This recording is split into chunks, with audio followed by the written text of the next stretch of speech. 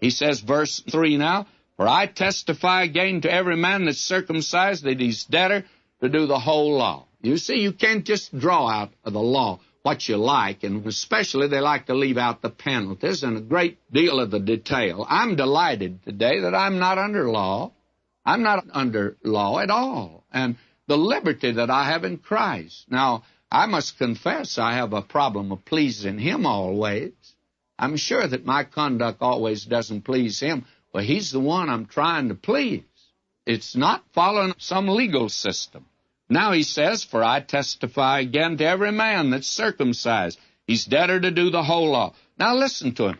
"Christ is become of no effect unto you. Whosoever of you are justified by the law, you're fallen from grace." Now what he's saying is this, that if you, having been saved by trusting Christ, if you now are coming down to a low level and living by law, then he says you've fallen from grace.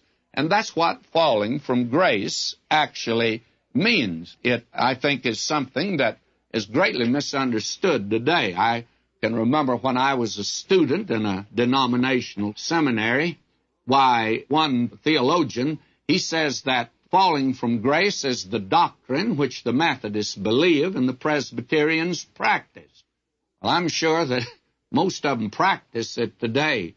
Actually, it doesn't mean falling into some open sin or careless conduct, and by so doing that you forfeit your salvation and you have to be saved all over again. It has no reference to that, of course, at all. Falling from grace is, I think, opposite of once saved, always saved. I think both expressions are unfortunate terminology. Well, falling from grace is, Paul answers it now in the rest of this chapter. He answers it in Romans. Paul in Romans begins with man in the place of total bankruptcy, no righteousness, completely depraved, unprofitable, rotten fruit, if you please. Man is a sinner before God. Now, at the conclusion of Romans, you see man in the service of God. He's asked to do certain things. He's admonished to perform certain things. And he's completely separated to God. He must be obedient to God. Man is a servant of God.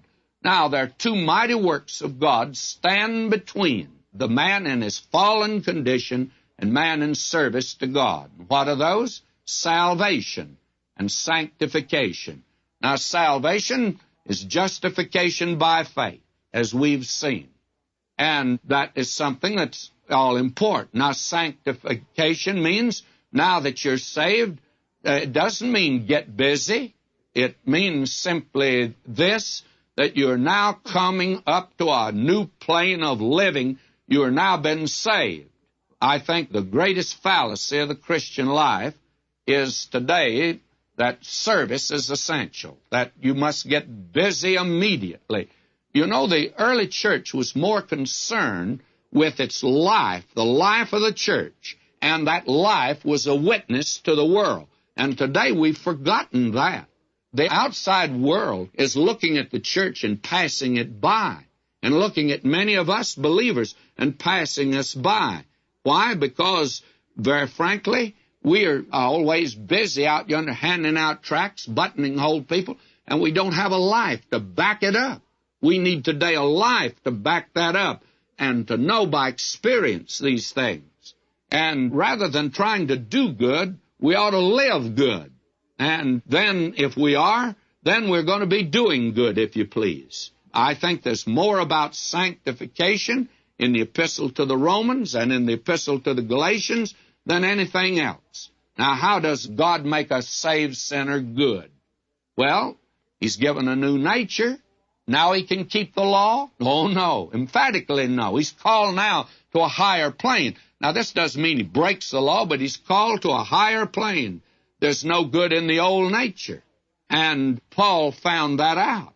And he also found out there's no power in the new nature. He said, as to salvation, I know that in my flesh dwelleth no good thing. But he also found out in Romans, the will is present with me. And he cries out, as a saved man, O wretched man that I am, He's not afraid that he's going to lose his salvation. He's a defeated Christian. And God gives a new principle. And the new principle we're going to find here in this chapter is the fruit of the Spirit. Living the Christian life by this method, for some Christians, is as far-fetched as living on the moon.